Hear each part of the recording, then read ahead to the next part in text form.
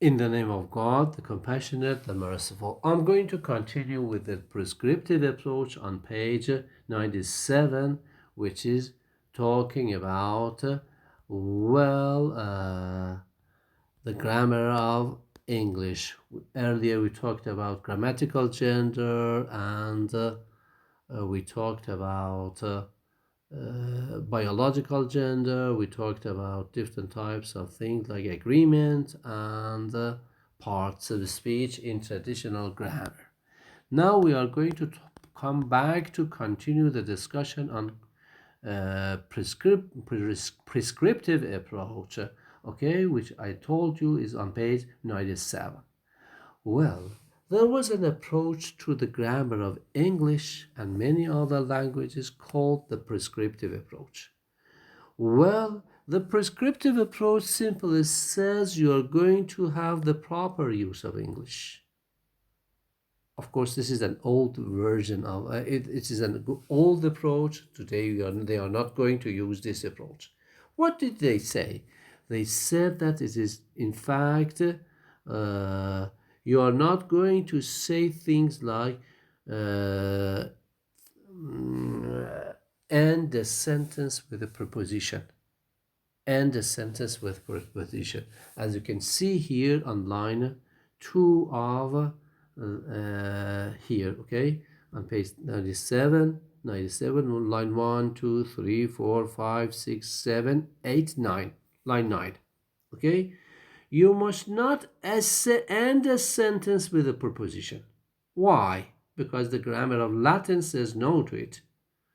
Because the grammar of Latin does not permit it.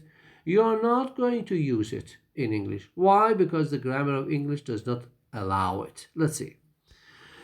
You cannot say, according to a prescriptivist approach, according to this old approach, you are not going to say something like this. Who did you go with?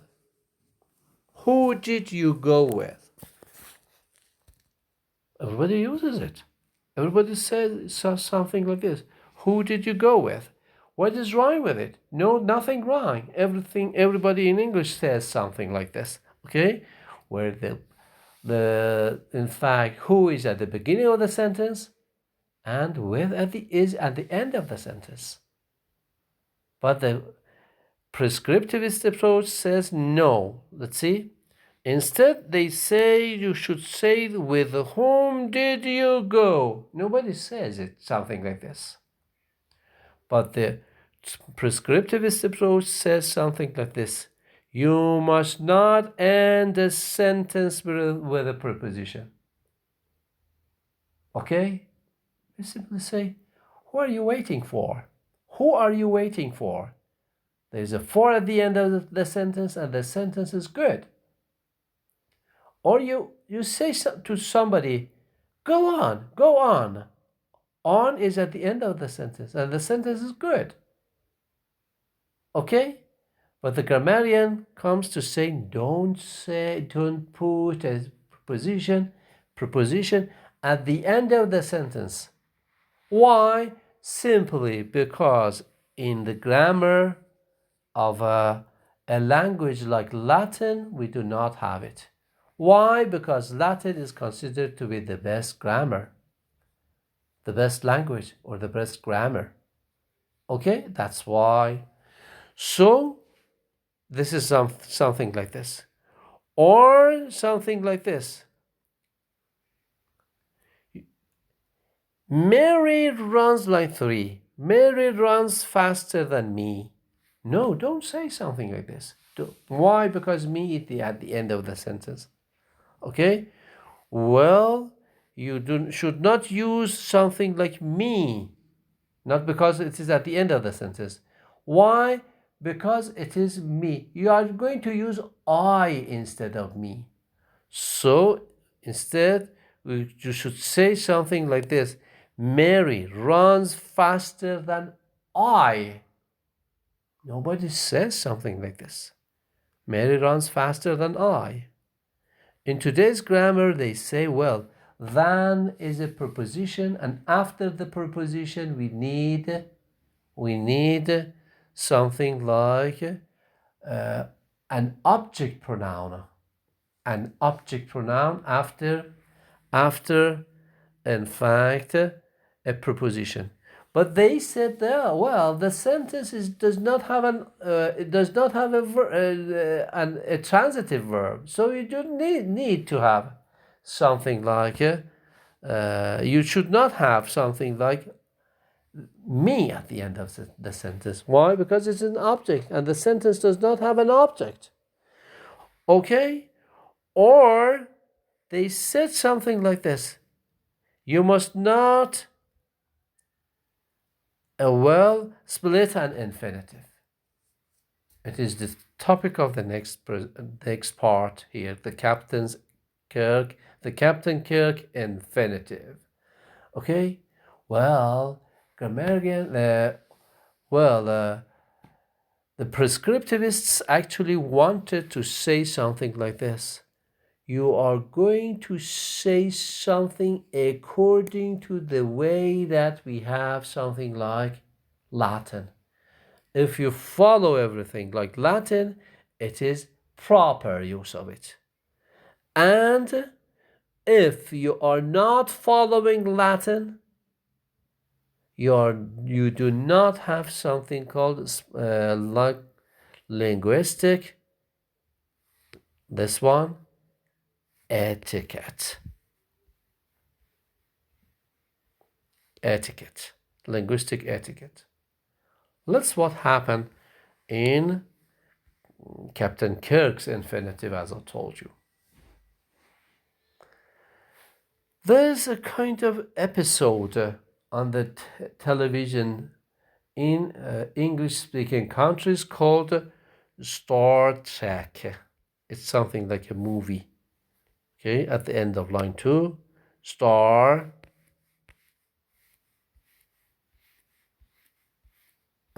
Trek. Okay, each episode of this kind of movie or series, actually, it's at the end of each, at the beginning of each halaqa, at the end of each halaqa, actually there was something like this sentence. Something like this sentence. I am going to show it to you. Well, and the person saying the sentence is Captain Kirk on line 3. Okay, well, Captain Kirk in the Star Trek actually said something like this. Look. Well, I have to show it to you, okay? Well, line 3, 2, line 4, boldly go, to boldly go, to boldly go, to boldly go. Everybody says something like this, to boldly go. But the prescriptivists come to say, no, don't say something like this. Why? Because to go is an infinitive. You're not going to put boldly between the two parts of infinitive. So you're not going to say to boldly go. What should we say? You should say something like this: to go boldly.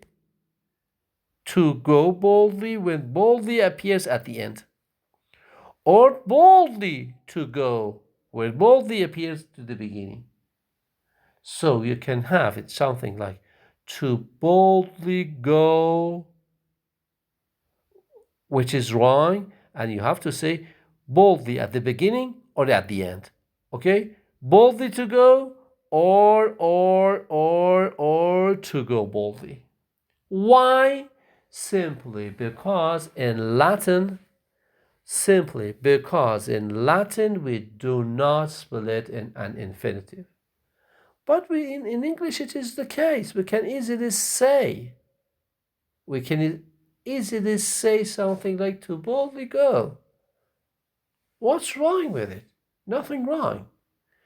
But, well, back here, the prescriptivist approach, people like that could come to say, no, it is not good. Okay? It is not good. So you have to say something like this. Okay? Why? Because only in Latin, as you say, ire to go, there is ire, which means to go. Line 1, 2, 3, 4, 5, 6, 7. In Latin, they say ire, which means to go. We cannot, in fact, cut this little word into two pieces. Okay? Because in Latin we cannot cut into two pieces, we are not supposed to, according to prescriptivist approach, to cut the sentence into two parts, to infinitive into two parts, to cut the infinitive into two parts. Or they say split the infinitive. Split means cut into two parts. Okay?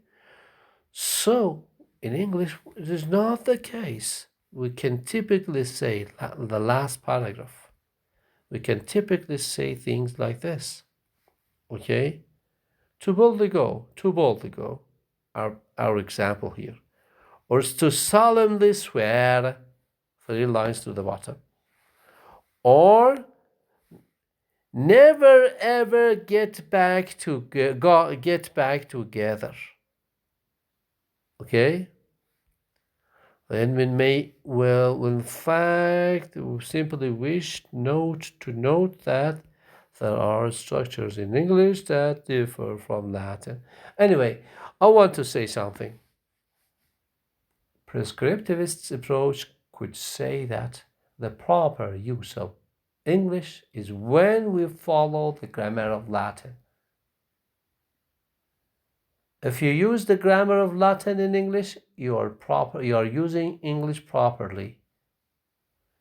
If you are using the grammar of Latin, you are using English in a way that is full of etiquette. It has something like linguistic etiquette. If not, you are bad. This was something like a prescriptivist approach. But today, nobody believes in these types of approaches like prescriptive approaches, which is the subject of the next part, which is descriptive approach, which is quite scientific, and we are going to talk about it next week. So, all in all, the prescriptivist approach was bad. The descriptive approach, as we are going to talk about next week, is good. Thank you very much, and have a good day.